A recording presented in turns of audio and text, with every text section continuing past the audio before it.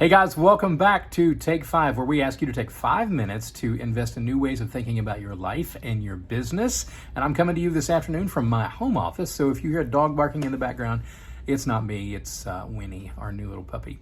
So I want to talk to you today about wrapping up our conversation that we've had on the 5 dysfunctions. So we've established trust, we've been working on our conflict, we've got solid commitment in place, we've been working on accountability. What's the point of all of this stuff? Well, if you have all of that, you have a happy environment. That's great, but we're in business. And the focus of business is to solve a problem that exists in the marketplace, right? We're trying to meet the needs of families who have loved ones who are sick and need our help. So we have to be able to produce results. So I want to tell you a quick story today of an opportunity that I had to do this when I worked in the last real job I had before I became a First Light home care owner. I worked in the VA hospital system, and several years ago I was tapped to take over telemedicine for a hospital in Louisville, Kentucky. And one of the first problems I found was directly across the hall from my office was a piece of equipment called a teleretinal imaging machine.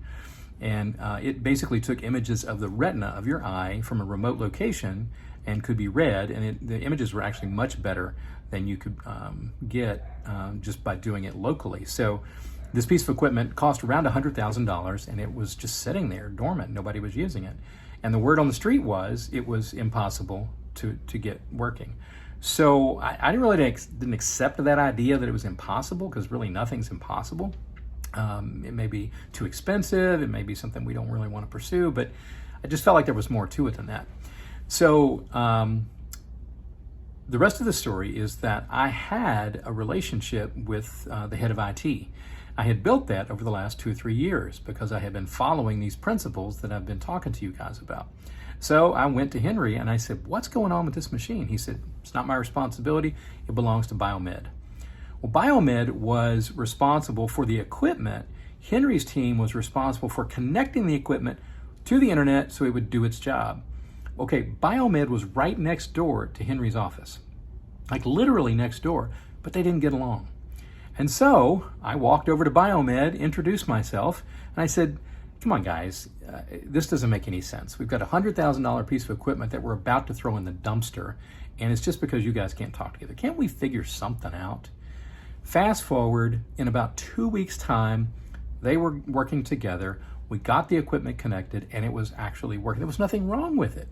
It was just that this environment was so mired in dysfunction that they couldn't focus on the results. They were focused on taking care of themselves, avoiding getting in trouble, and just not having difficult conversations with people that they felt like they couldn't get along with. So I didn't do anything magical except follow the principles that I've been talking to you guys about. And so there's got to be accountability. We've got to have healthy conflict, because ultimately we have to achieve the results that are important to us in our mission and to make our businesses successful. Your business has got to be profitable. Otherwise, all you have is a hobby. You've got to have money to be able to continue doing what you're doing and serving the community and creating jobs for your caregivers and making a difference in this world. And if you allow yourself to get distracted by all of these other things that are going on, and let's face it, there are 10 million thousand distractions going on for us as business owners all the time. And this process that we've been talking about of establishing trust, healthy conflict, commitment, accountability, all takes you eventually to being able to achieve the results that you want to achieve in your business. And it requires your team working together to be able to do that. So as we wrap this up, there's some key takeaways I have for you and one last thing that you can go do. So let's look at those real quickly as we close. We're talking about a team that focuses on collective results and not on protecting themselves, not on division, like that story I told you from the VA. So a team that focuses on collective results, they retain achievement-oriented employees. We play to win the Super Bowl every day in our office, and the folks that are on our team want to win. Not at all costs. They want to do the right thing, but they want to know that what they're doing matters, right? That there's real change that's come as a result of them getting involved and trying to solve a problem. If your team is not working well together and you're not focused on collective results, those people are going to leave and they're going to go somewhere else. Second is it minimizes individualistic behavior. Like that story I told you at the VA, you have less and less of those kinds of problems. You also get to benefit from team over self environment. We all get tired. We've been working ourselves crazy. Here in our office about 2 weeks ago, we lost about 40% of our business.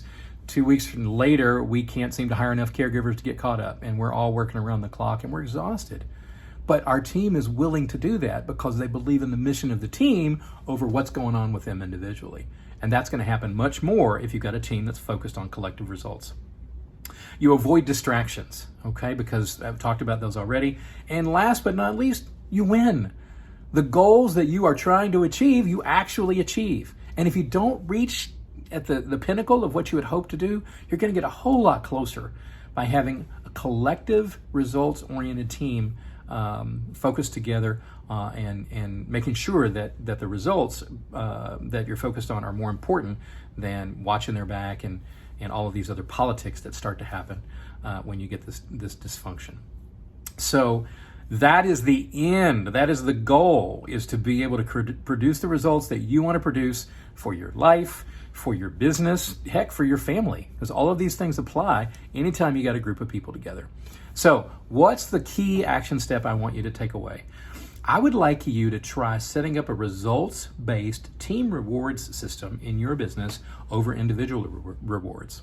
So for example, if you give rewards in your business to your networker for increased hours, don't just limit that to your networker. Figure out what your team or your business needs to achieve this quarter, and then reward the entire team if your business reaches those goals. It will put them in an environment and give them sort of a goal to work towards together. Because, for example, you could reward your networker for bringing in business, but if the care coordinator can't close the sale, the networker, you're not going to get the client. So creating those types of incentives that require folks to work together to achieve a common goal, that by itself isn't enough, because then you're going to get people that are really just motivated by financial rewards. But having something like that is a good way, a safe way to start this conversation with your team. So go give it a try. That is the 5 dysfunctions of a team. Pat Lencioni, I hope you've enjoyed this conversation. And stick around. We've got a few more of these to go this year before April gets here.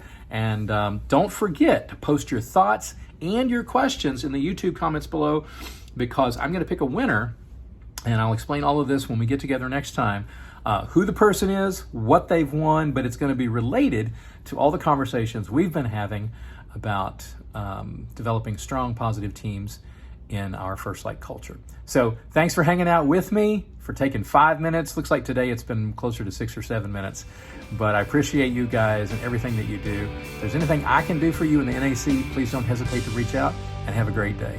Bye.